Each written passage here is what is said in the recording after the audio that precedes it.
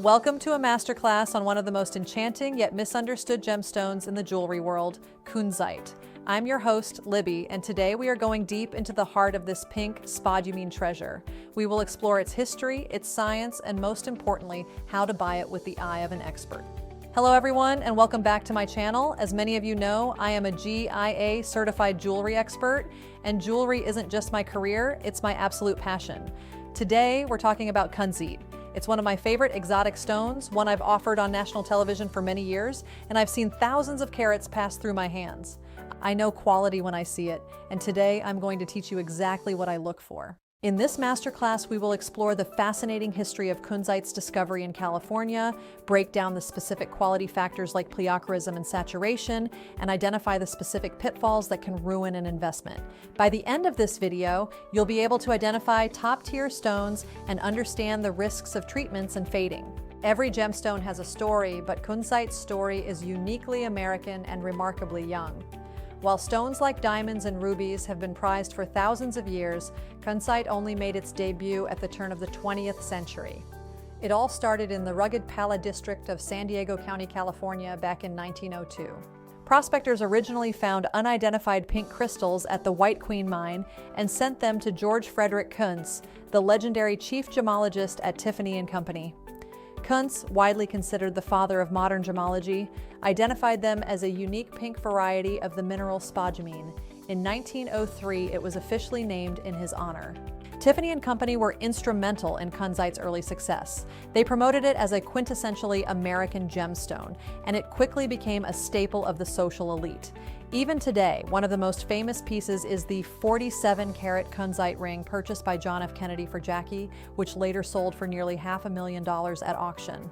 Scientifically, Kunzite is the pink to violet variety of the mineral spodumene. Its color is derived from trace amounts of manganese in the crystal structure, but the real magic is its strong pleochroism, the ability to show different colors when viewed from different angles. It can shift from nearly colorless to a deep, rich orchid in the palm of your hand. When buying Kunzite, color saturation is everything. Most stones are a pale, delicate pink, which is lovely, but the truly exotic specimens are vivid magenta or purple.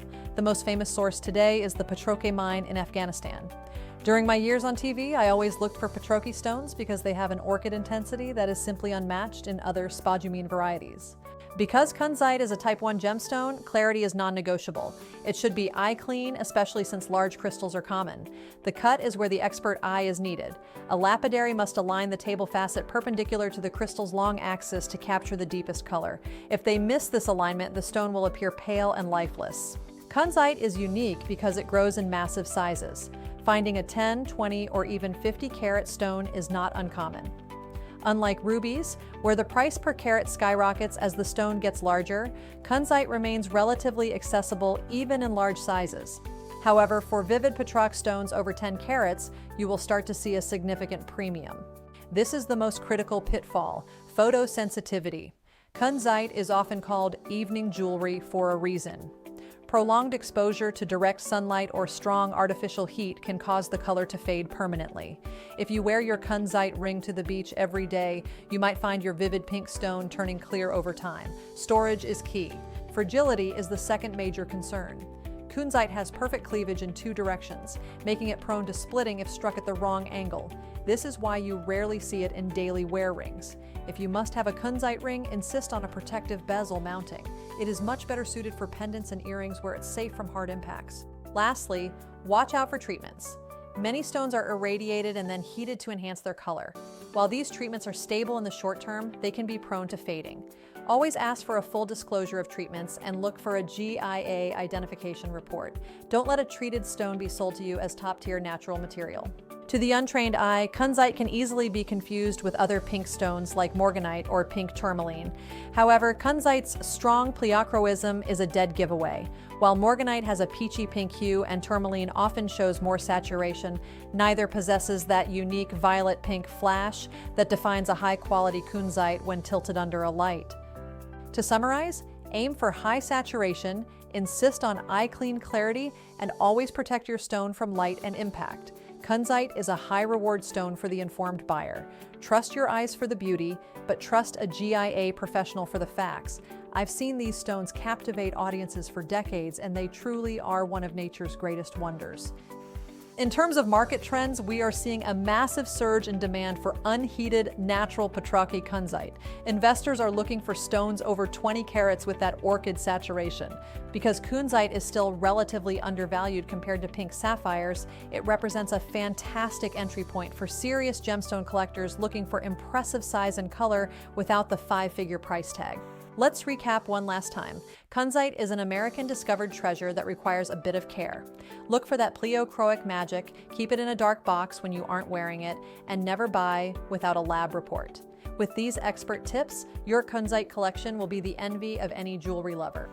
Caring for your Kunzite is just as important as selecting it. Because of that perfect cleavage we discussed, you should never, I repeat, never put Kunzite in an ultrasonic or steam cleaner. The vibrations or thermal shock can cause the stone to shatter. Instead, use warm, soapy water and a soft, bristled brush to keep that vitreous luster shining bright. Thank you so much for joining me in this masterclass. If you enjoyed this guide, please hit the like button and subscribe for more deep dives into the world of gemstones. Leave a comment below if you have a favorite Kunzite piece. I'm Libby, and I look forward to seeing you in our next jewelry expert lesson. Happy collecting! Finally, I always tell my clients to source from reputable dealers who specialize in Afghan or Brazilian material. A GIA report is your best friend, but your own eye is the ultimate judge. Look for that perfect marriage of saturation and cut. When you find the right stone, it has a presence that no other pink gemstone can replicate. It truly is the jewel of the evening,